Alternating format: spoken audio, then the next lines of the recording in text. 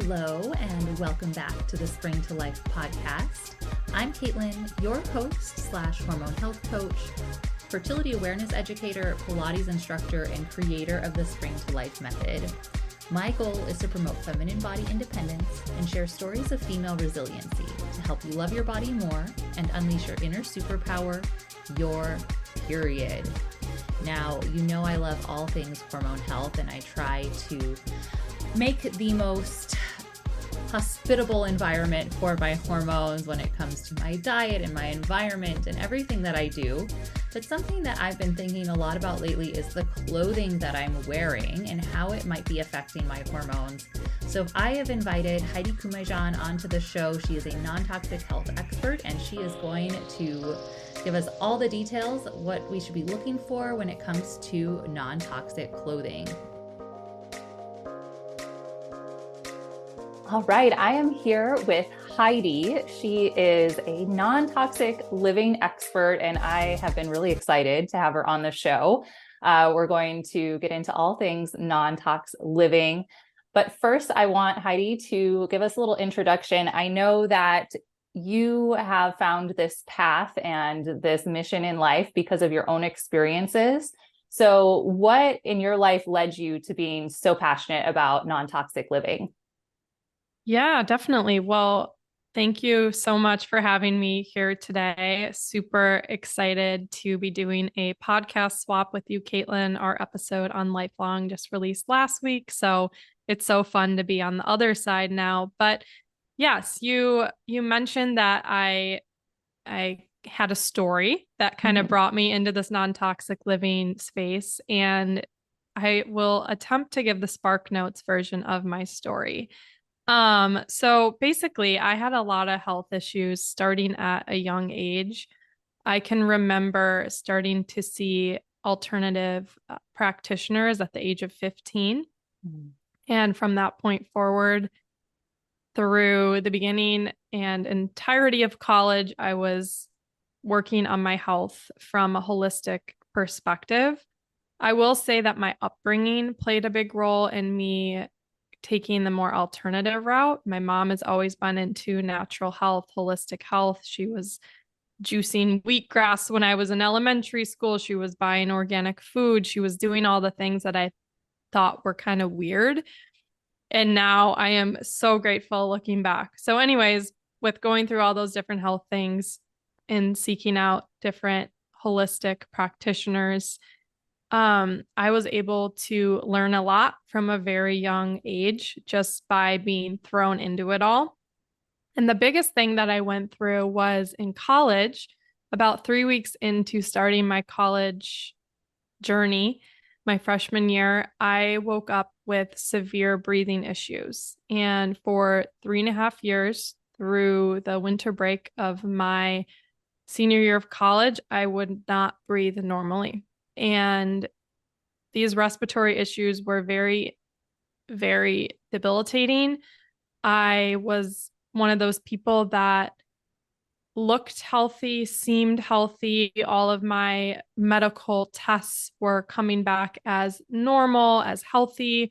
I was being brushed off as anxious. I was also being brushed off as crazy, extreme OCD, totally dismissed by the medical community. And thankfully, I had a really good support system with my family and friends, but I was very quiet about what I was going through because it was so hard to explain. And on top of these respiratory symptoms that I was experiencing, I was dealing with severe neurological problems. The most extreme were like seizure-like symptoms where I would have electrical shock sensations throughout the center of my body. And it was terrifying. So after numerous ER visits, numerous specialist visits, and all of these holistic health expert visits, I still didn't have an answer as to why I was feeling so terrible. So, like I mentioned, I felt that way through my senior year of college, my winter break. And it was during my winter break that I was reading a book that my mom had out when I was home for Christmas. And it was talking about environmental toxins. And in particular, I remember reading about mold and heavy metals. And this was back in 2017. So even today, there's still not a lot out, but just a few years ago, there was really not a lot out. So I'm reading this book and it's talking about toxins and it's talking about what these toxins can do to your body. And lo and behold, that kind of became that opened up a whole new paradigm to me. It was the first time in 3.5 years that I felt hope. Finally felt like, okay, I think I have some kind of an answer here.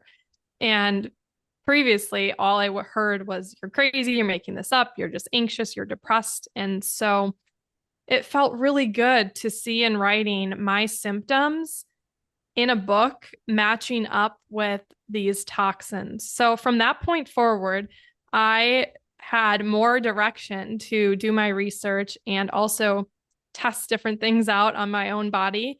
And ultimately, I was able to heal myself through a targeted detoxification and through shifting my lifestyle to be as non-toxic as possible, meaning that reducing my exposure to toxins as much as possible so that my body could be in that state of equilibrium. And I knew that I was sensitive because I had an overburdened toxic bucket for so many years, hence all those crazy symptoms. So today, all these years later, I work in the holistic health space. I've actually merged my passions for marketing and holistic health and non-toxic living. And I now run Lifelong Podcast. And I also have a boutique marketing consultancy for wellness brands. So that's the Spark Notes version. Hopefully it wasn't too jumbled up, but that's my story. No, that really shed some light on your experiences and how they've influenced the work that you're doing today. And I got like some chills when you were talking about some of the symptoms you're experiencing, because I can't imagine, especially being so young, like a college student, how debilitating it must have been to have like these severe breathing problems and like neurological conditions and not being able to live your life probably the way that you wanted to, or that you had envisioned it. Yeah, it was a really tough time. And I'm not someone who's like, oh, I need all this sympathy and I'm not a victim, whatever. But I mean, it was hard because I'm going to college at a big university and, you know, everyone's partying and everyone's joining sororities and doing all these different things. And I'm going home on the weekends. I can barely make it through the night without contemplating going to the emergency room. So, wow. Yes. Well, so you mentioned mold and heavy metal exposure. And I think a lot of times we think of our homes as like this sanctuary where we should be comfortable and safe and healthy. So obviously you were being exposed to these things at some point. Did you then discover that maybe your living conditions where you were was where you were becoming exposed to some of these things, or were you able to kind of pin down an exposure point? So that's a really good question. And to answer it shortly, I wasn't able to pin it down exactly, but I've had all these years now go by where there have been a lot of clues and puzzle pieces kind of coming together. And so let me backtrack a second. I think there have been a lot of exposures throughout my life. And certain people have certain genes that are turned on that make it harder to detoxify from some of these toxins, such as the HLA-DR gene, which is tied to mold illness, which 25% of people have, which makes it really hard for them to detoxify from mold. So that means you could have 4 people living in a place and only one person has these bad symptoms and everyone else is like, you're crazy. Like it can't be mold because I don't have symptoms. So anyways, I do believe that I've had a numerous amount of different toxic exposures throughout my life. Perhaps even these kinds of things can be passed down from our mom and our grandmothers, and there's a generational aspect to it all. So it's very hard to pinpoint exactly. However, the final kind of peace of mind puzzle piece that I needed was finding in a mold support group that I'm a part of on Facebook. It's a global support group with mold illness people all over the world. And there was an article getting shared about, keep in mind, this wasn't tied to my university. This was tied to the globe of people with mold illness. And they're sharing an article about a dorm room at the University of Wisconsin, or a dorm building at the University of Wisconsin, where students were kind of protesting better living arrangements because they found mold. And the university then claimed that they had their environmental expert go in there and they didn't find mold, and it was all fine and dandy, yada, yada, yada. A classic story in the mold community because of the way that mold remediators are set up. They're set up for the insurance agencies. They're not set up to protect human health. So anyways, it's this article being shared, and I'm like, oh my gosh, that was my dorm room. That was my dorm. I lived there, and I knew it. I knew the conditions were crappy, and they ended up renovating the following year. I mean, it was a 70-year-old building or something like that. But it was that final piece where I'm like, I was exposed to a lot of things, and I think the dorm room was a big piece of it. You mentioned UW. I'm not sure which campus you attended. I'm not sure if you were at Milwaukee, but I spent a summer living in a dorm. Okay. But yes, it's equally. I spent a summer in those UW dorms in Milwaukee, and just to put it lightly, it was not deluxe accommodations for sure. I wouldn't be surprised if I was exposed to something while living there too. But I think that brings up a point. A lot of young people are living in dorms. The majority of people, I feel like, are renting. They're, especially millennial generations and younger, we're still renting our homes. And so it's hard to, you're not necessarily going in like as a home buyer, having a home inspection done before you move into this property. If you're being really proactive about your health, maybe you are bringing in a third party to test for mold in your home. But I feel like that's probably only something you're going to do if you've already experienced mold illness and healed from it and know the risks. So what should we be looking for in our homes in terms of mold? Like, is the little bit of mold in your bathroom is going to make you sick, or is it like a deeper problem that we're looking for? Yeah, I think that all mold is inherently, I'm going to say bad, and that's generalizing. When in reality, there are different kinds of molds. There's different spores. There's different species that they are worse than others. And I really don't want to get into the nitty gritty there. But for example, everyone's probably heard of black mold, which produces a mycotoxin in the body, so all mold, when it's not the mold that causes the problem in the body, it's the toxic off gas that the mold enters your body through inhalation, or you could through ingestion. Let's say if you're eating moldy strawberries or something like that, but that's a very minor exposure compared to inhaling, mold from your bathroom, mold from a water leak behind an appliance for several years, several days. So anyways, it gets into your body and it metabolizes and produces a gas into the body called mycotoxins. These toxins should ideally be removed from the body naturally in a natural, healthy process. However, like I said, because of genetics, because of other toxins in our world that make people's immune systems a little bit weaker, or whatever the case is, there's a lot of people that actually their body can't naturally get rid of that mold. So anyways, to answer your question, I really would pay attention to how you're feeling in your environment instead of obsessing about, because you can find mold everywhere. I found mold on my windowsills this winter because of the moisture from it being so freezing cold, and it was so warm in my apartment that there was mold growing on the windows. And I could have sent myself into a downward spiral, especially with the trauma response, being someone who has was affected so deeply by mold. But instead, I quickly took care of it in using non-toxic methods to getting rid of the mold.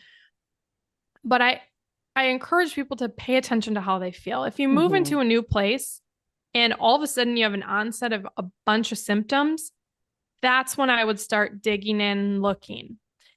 If you're not experiencing different things, again, this is kind of subjective, but if you're not experiencing symptoms, I wouldn't try to obsess. However, if you see visible mold, that's a telltale sign. Get the heck out of there. But most mold is not visible. It's microscopic. So if you're touring some places, if you're going to buy a place, if you're going to rent a place, I would advocate for, let's say renting, I would try to get a upper unit, get as high up from the ground as possible. I would look under sinks. I would look for marks in ceilings, drip marks in walls. You can look for bubbling under sinks and the plywood. You can look at appliances. You can even look on, this is a really interesting and weird hack. You can look under the toilet. I don't know what you would call that, like the chamber behind the toilet. You lift up that lid. You can look in there because if there's mold growing in there, that tells you that there's probably mold growing elsewhere in the apartment because of the conditions that the environment has set up. Also, if there's a lot of dust going on, no matter if you're touring a place or you currently live in a place, dust is food for mold. So that's why dust and mold go hand in hand, is because the mold actually feeds off of the dust. So there's a lot of different things to look at, but number one is lean into your body. I think our bodies are brilliant and smart. And again, it's maybe not the most scientific thing out there, but our bodies can tell us a lot. No, I think those are some really great tips, especially for anybody that might be about to approach a move, or maybe they have been feeling some things in their body and are trying to figure out what's going on. And I promise this is the last mold question, because no worries. we came here to talk about textiles, but you mentioned that you use some non-toxic products to clean the mold on your windowsills. What are your go-to non-toxic products for cleaning up mold? Yeah, so cleaning mold is a whole world in and of itself, because traditionally people think, oh, you can just throw bleach on it. Do not put bleach on mold. That is not going to help the situation. That's going to make it worse. What I would recommend is there are 3 different products to just keep on hand at all times. You can even do this if you're traveling and you think you were exposed to mold, and your clothing, because our clothing picks up spores really easily. So I wash my clothes in a concentrate called EC3. I forget the brand, but it's called EC3, and that kills mold spores. You can also use that concentrate in different, kind of like a Branch Basics. There's multiple uses for it, but I always use that one for laundry. Then I have a brand called Benefect, Benefect, and they make wipes, and they also have a spray.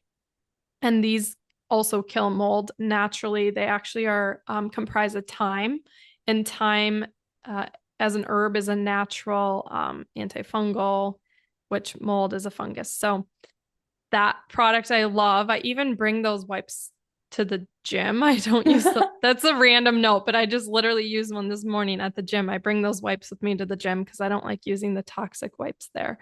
And you can use those just to disinfect things as well, not just mold. And then the third product, which is a classic, is borax. Borax, you can make a solution and wipe everything down that's been in mold. You can wash your clothes with borax. It's very multifunctional. When I had one other mold exposure later in my adulthood. So like post-college, after I was already feeling better, I had another exposure where I had to move out of the apartment pretty urgently. And we had all of our stuff that we had to, throw out mattresses. It costs a lot because you're throwing stuff out. Sometimes you have to break a lease, pay more money, whatever. But even our surfaces, for example, this microphone or this mouse or my water bottle, every single hard surface and I was next level. I wiped down with a borax solution. Well, the water bottle I could have washed in the dishwasher, but I mean, the side of the blender, the computer screen, everything I wiped with the borax solution, because I'm like, I just don't want these spores getting transported to my next place. So those are the products. Those are some great tips. And I love hearing about like botanicals that are so powerful in cleaning, like thyme oil. And I know oregano oil has similar properties where you can use these natural things to keep your home also clean, but non-toxic as well. Yes. So those are some great tips for mold. I am curious, besides mold in our homes, what are maybe top 3 sources of toxin exposure in our homes? Top 3. Okay. There are a lot. Or maybe, just your top of the list. Yes. So top of the list, PFAS, perfluorinated alcohols, PFAS. I'm sure people have been hearing about them lately because finally they're hitting the mainstream news. PFAS are a very concerning class of chemicals that have a high half-life, meaning that they take years and up to decades to get out of the body and out of the environment. These are really, really tricky to detoxify from. And they're very prevalent. And they're also very damaging. And I'm not here to scare, but some places to look out for PFAS and to make some better choices. I'll share like the exposure, and then I can also share a solution. For example, frying pans. Nonstick frying pans are made out of Teflon, which Teflon is made out of perfluorinated alcohols. So these toxic chemicals. Instead of Teflon pans, I would recommend doing 100% pure ceramic. There's a brand called Extrema, which is really cool. And another option is to do pure stainless steel. A brand for that is 360. So looking for PFAS is the number one thing I would emphasize right now, just because of how tricky they are to get rid of and how prevalent they are. They're also found in textiles and furnishings, and they are what make products waterproof. For example, your rain gear, your Gore-Tex rain jacket, that's directly made out of PFAS chemicals. And they're being found in the yoga pants and all of these synthetic fibers and fabrics. They're also found in the stain proofing chemicals that some people put on their white furniture, their furniture that they don't want to get stained. And another big contender is water. So I would recommend drinking filtered water. I really like the brand Mountain Valley Spring. They're third-party tested for all the nasty chemicals, and they come back with amazing results. And it's also mineralized. So upgrade your water, ditch the nonstick pans, and upgrade your furniture and clothing slowly, and it will really benefit your health. Awesome. Yeah, those are some great tips. And I know that you have multiple episodes on Lifelong Pod that go like in depth into all of these topics. And so you mentioned one in that list, and that is actually one of the biggest reasons that I wanted to talk to you. So my platform is all about hormone health and menstrual health and just overall well-being for women.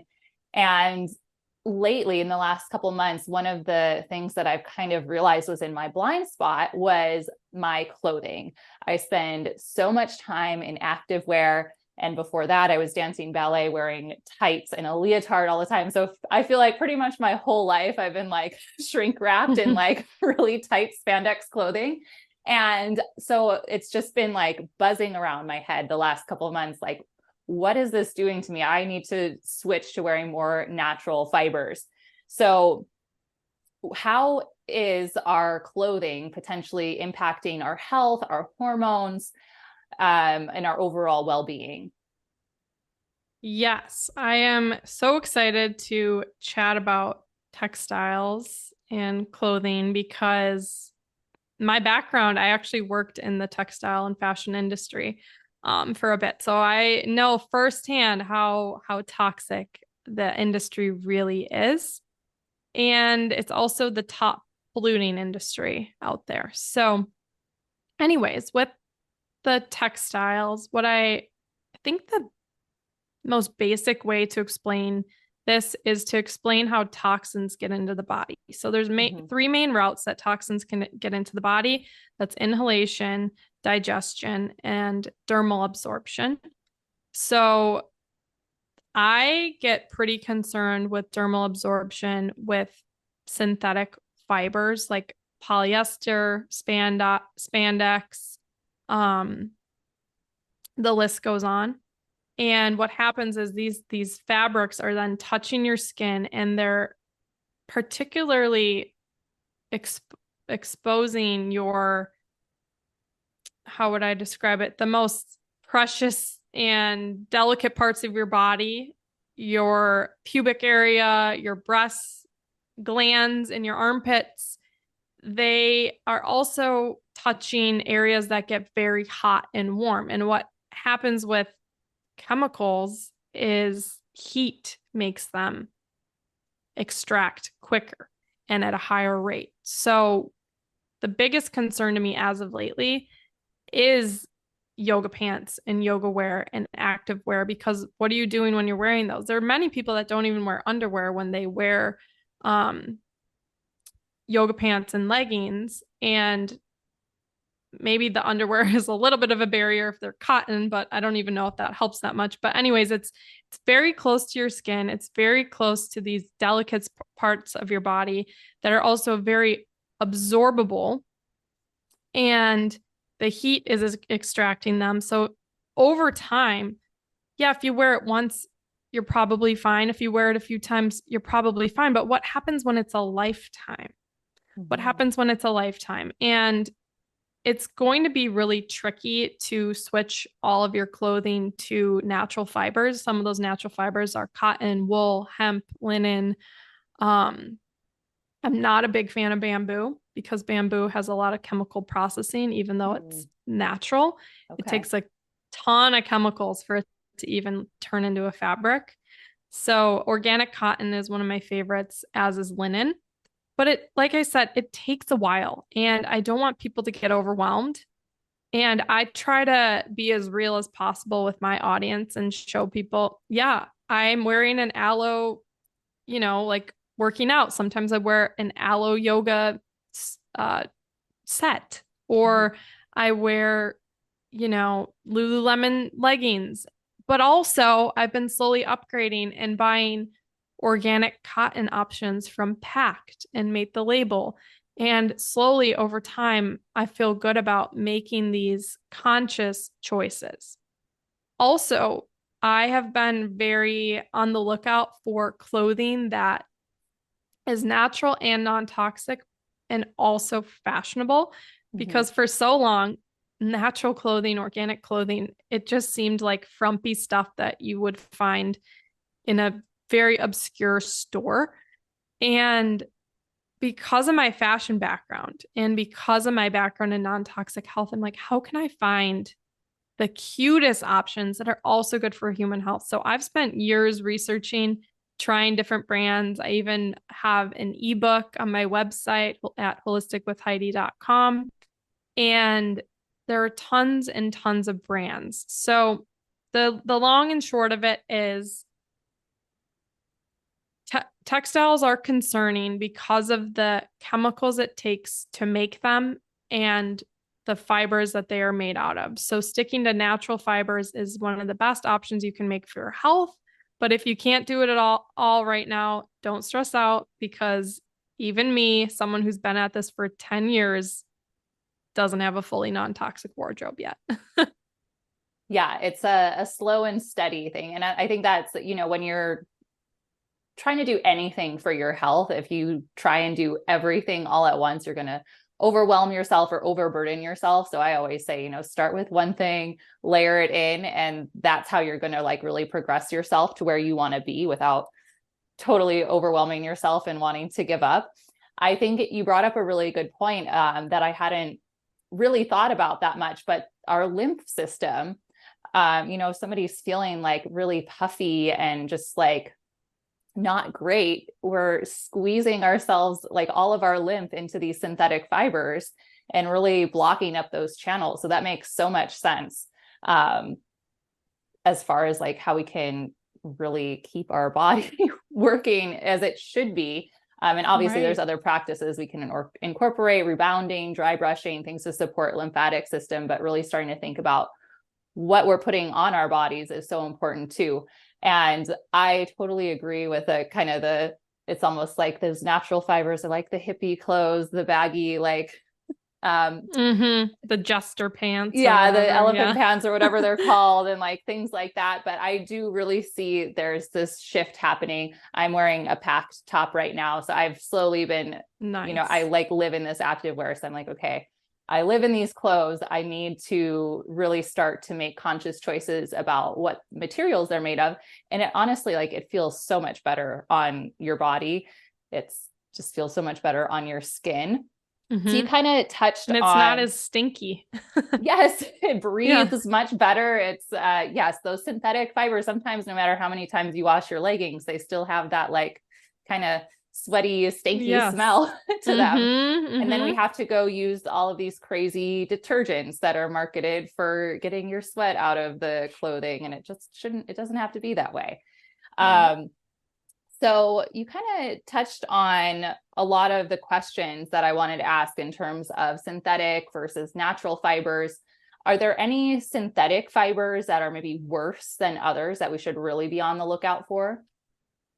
Ooh, I'm not sure if I know one to be worse than the other. So with synthetic fibers, most all of them are originating from the petroleum industry.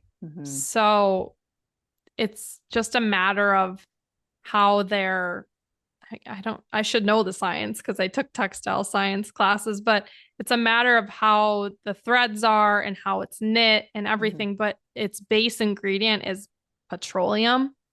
So I need to do a little bit more digging, but where I get concerned is I don't want to wear petroleum. So I'm with you there. I'm with you there. So I think you kind of touched on this of that, like slowly changing your wardrobe over. And I think, anytime I've been like perusing Instagram or TikTok and there are people doing maybe slow fashion hauls or showing how they're changing their wardrobe to have more organic, breathable textile fibers in it. And always the complaint that comes up is that's too expensive, or that's just unattainable. Excuse me. So what tips do you have for people that have that idea in their head that it is just something that they cannot attain to have these natural fibers in their wardrobe? I would ask them, this is me being maybe challenging, but I would ask them to show me receipts of their latest clothing purchases. And then I would, look at most of these things, to be honest. For example, a workout set from Lululemon or from Alo Yoga, which are the two leading brands right now in activewear, they're actually going to be priced higher than the organic set from Pact.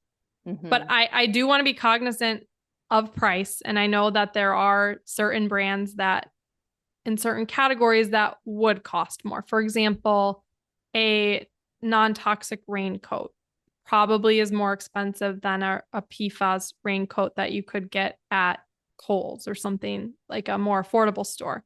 However,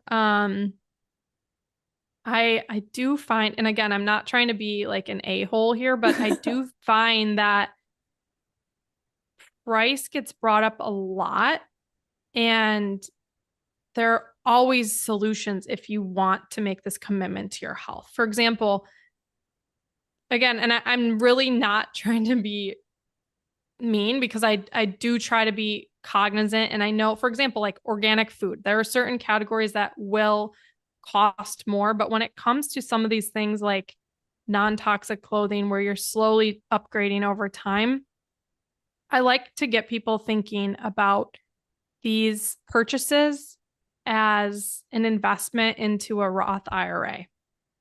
The earlier you start making these slow upgrades, these healthier choices for your health, later in life, you're actually going to spend less because your body's healthier.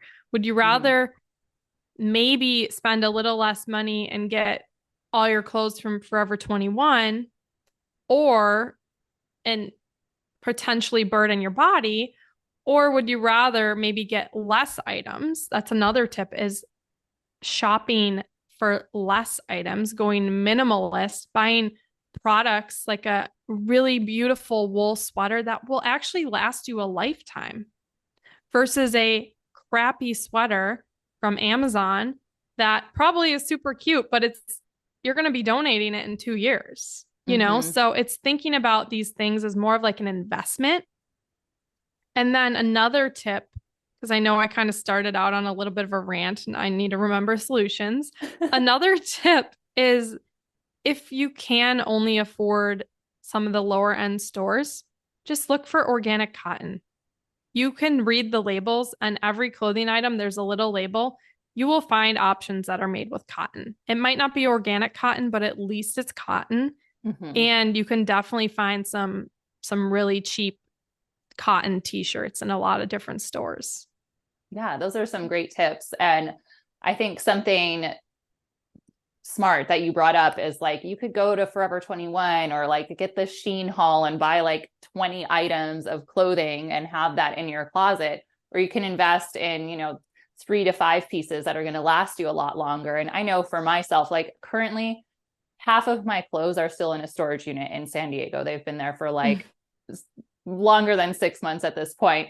And I've bought a couple of new things in the time that I haven't had those clothes, but I find myself going back and wearing the same couple outfits over and over because that's what's comfortable. And now, I want to wear fabrics that feel good on my skin, especially when it's really hot in the summer. So how much do you actually need all of this variety in your wardrobe or versus like having these core pieces?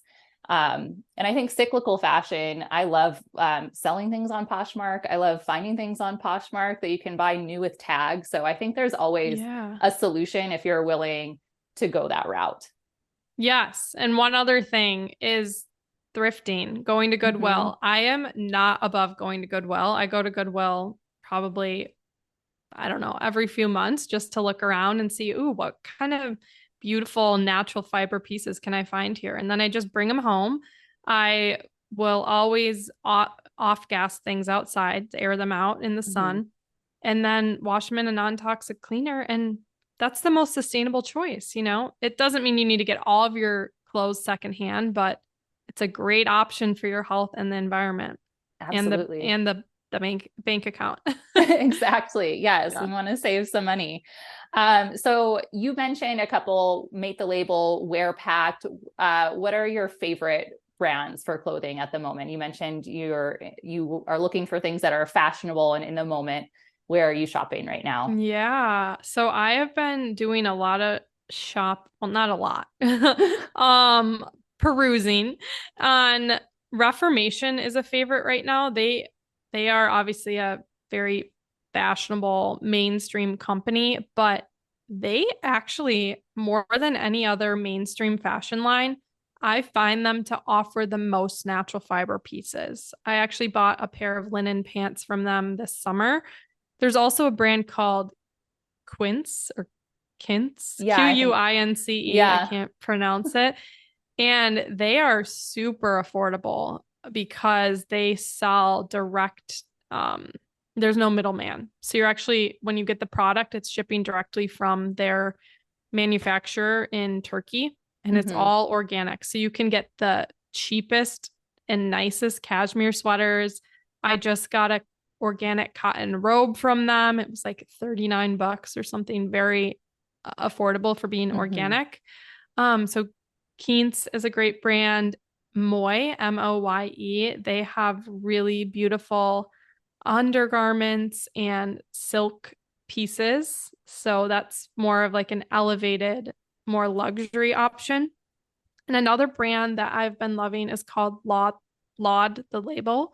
Laude, and they have really really cute, fashionable pieces as well. But yeah, definitely check out the ebook if you want to see all the brands, but those are the ones that are top of mind right now.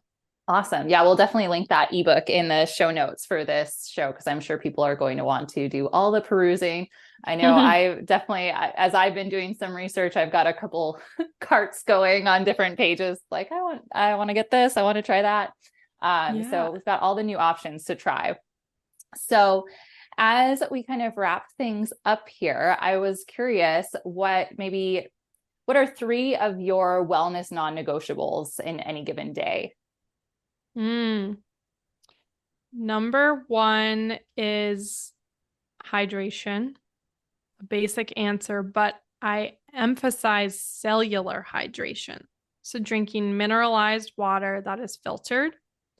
Number 2 is movement. Again, another basic answer, but even small things like if you work at a computer all day long, take breaks to jump on the rebounder or do jumping jacks or stretch, twist your body. Twisting your body is amazing for your liver. And it's free, it's easy. Doing some twists in your chair, it's really good for your liver, and I'm into liver health. And the number 3 would be having a daily spiritual or mindful practice. And I think that stress is forgotten about in the world of non-toxic living. And in fact, I think it can become a double-edged sword when people, and I've been there, when you start obsessing over products and exposures, and then you're stressed, and now you're not maybe being exposed from the toxin of the product you're avoiding, but you're stressing your body out, which is toxic. So having a daily spiritual practice is a non-negotiable for me. For me, that looks like waking up in the morning and absolutely no phone for an hour.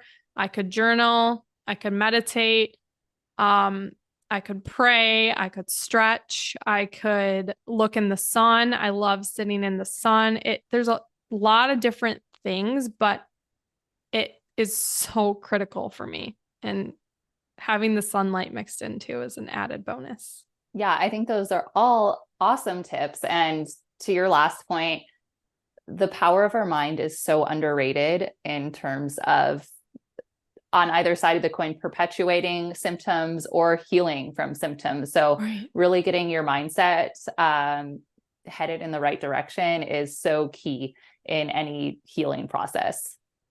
Yes, it helped me a lot back in the day and currently. Yeah, it has to be consistent. And, not to say that there won't be some down days, but, having that forward path. And speaking of forward path, what is your greater vision for the future? What is your mission with Lifelong, and where do you see things heading?